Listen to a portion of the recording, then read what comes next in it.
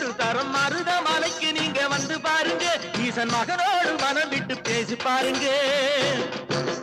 மருத மலைக்கு நீங்க வந்து பாருங்க ஈசன் மகனோடு மனம் விட்டு பேசி பாருங்க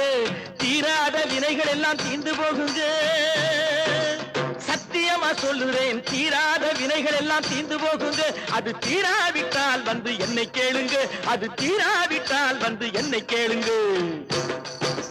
மருத மலைக்கு நீங்க வந்து பாருங்க